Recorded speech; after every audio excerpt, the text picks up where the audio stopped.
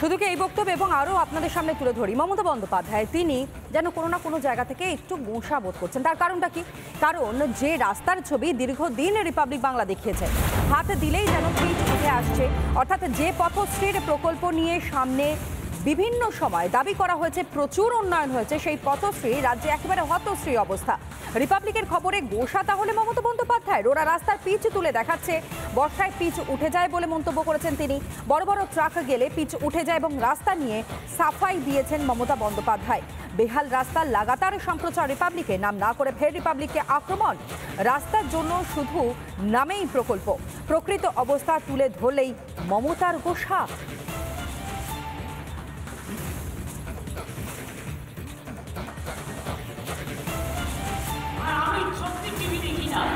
কেন দেখি না বলুন তো? সারাদিন অনেক কাজ করতে হয় তো, তারপরে যদি দেখি ওরা এই রাস্তাটা পিচ তুলে দেখাচ্ছে, পিচ উঠে যাচ্ছে। আরে বর্ষায় তো পিচ ওঠে, বড় বড় গাড়ি গেলে রাস্তা ভাঙে।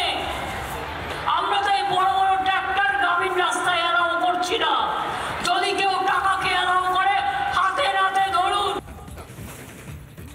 মমতা বন্দ্যোপাধ্যায় সেই বক্তব্য আপনাদের সামনে আমরা তুলে ধরলাম, যেখানে রাস্তার খবর দেখানো হচ্ছে বলেই তিনি রেগে গেলেন। আর এই নিয়ে বিজেপির তরফ থেকে কি বলা হচ্ছে শোনাই এক এক করে।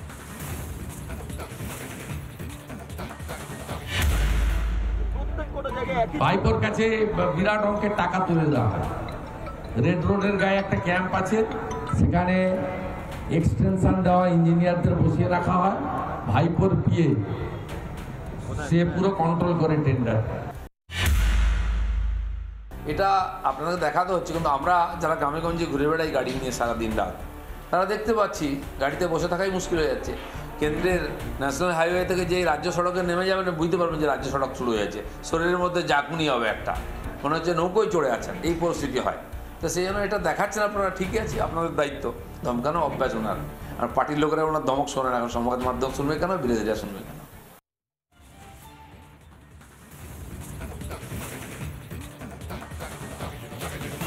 বক্তব্য আপনারা শুনলেন। অর্থাৎ রাস্তার খবর, সাধারণ মানুষের কথা যদি তুলে ধরা হয় এবং সেটা যদি সরকারের বিপরীত খবর হয়ে যায়, তাহলে পরেই রাগ করছেন মমতা বন্দ্যোপাধ্যায়। তিনি কার্যত তাহলে কি গোঁসা করেছেন? যে মন্তব্য গতকাল তাকে করতে শোনা গিয়েছে, তার প্রেক্ষিতে এই প্রশ্ন থাকছে। মমতা বন্দ্যোপাধ্যায় চুরিকে এইভাবে সাপোর্ট করার চেষ্টা করছে। তৃণমূলের নেতারা কাটমানি খেয়ে খেয়ে এমন রাস্তা তৈরি করছেন যে রাস্তায় পিচ বলে কিছু থাকছে না। কাটমানি খেতে খেতে রাস্তার অবস্থা শেষ। এমনকি কেন্দ্র সরকারের টাকায় প্রধানমন্ত্রী সড়ক যোজনার কাটমানি খেয়ে রাস্তা খারাপ করে দিচ্ছে।